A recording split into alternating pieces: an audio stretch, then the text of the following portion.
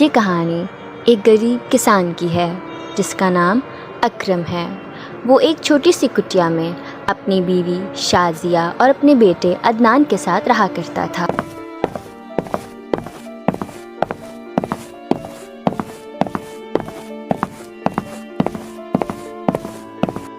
اکرم کے پاس اس دنیا میں اس کے بیوی اور بچے کے سوا وہ صرف ایک ہی زمین کا مالک تھا، اور وہ بھی کچھ سالوں سے اناج وغیرہ نہیں دے رہی تھی۔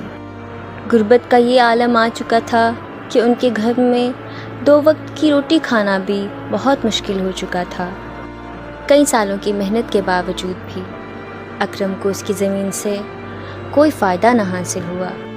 ایک دن اکرم اپنے کھیت میں کام کر رہا تھا۔ سورج بہت تیز چمک رہا تھا اور ہوا کی آواز آ رہی تھی۔ لگاتار محنت کے باوجود بھی اکرم کو اس زمین سے کوئی فائدہ حاصل نہ ہوا۔ اے زمین، میں نے تمہیں وقت دیا، میں نے تمہیں پسینہ دیا، میں نے تمہیں آنسو دیے، مگر تم نے مجھے بدلے میں کچھ نہیں دیا۔ سنے، کچن میں کچھ بھی نہیں ہے، بمشکل ایک مٹھی چاول ہی ہوں گے، ہم کل کیا کھائیں گے؟ تم پریشان مت ہو، اللہ مالک ہے، اس نے ہی ہمیں اس دنیا میں بھیجا ہے اور وہ ہمیں بھوکا نہیں سونے دے گا۔ اتنے میں اس کا بیٹا عدنان اس کے پاس ایک دلیے کا پیالہ لے کر آیا اور بولا،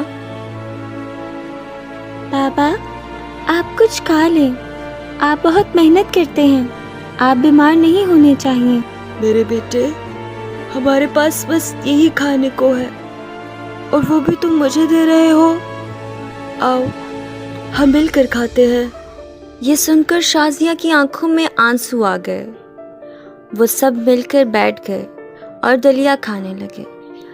ابھی دلیا کچھ باقی ہی تھا کہ اچانک ایک چہچہاہٹ کی آواز سنائی دی۔ ارے یہ کیا؟ دیکھا کہ ایک کمزور سا پرندہ ان کے سامنے آسمان سے لڑتا ہوا گر گیا۔ بابا، یہ دیکھیں، غریب پرندہ کتنا کمزور ہو چکا ہے، لگتا ہے اس نے بہت دیر سے کچھ کھایا نہیں ہے۔ کیا ہم کچھ اسے بھی دے دیں؟ ہاں ضرور، اس کو بھی دو، یہ یقیناً ہمیں دعا دے گا۔ جیسے ہی اس نے وہ دلیا کھایا تو کچھ دیر تک اڑ گیا۔ جیسے ہی وہ پرندہ اڑا تو اچانک ایک چمکدار چیز اس زمین پر گری۔ اکرم حیران ہو گیا اور دیکھنے لگا۔ ارے یہ کیا؟ ایک سنہری دانہ؟ جیسے ہی اکرم نے اس دانے کو زمین میں لگایا، کچھ دن بعد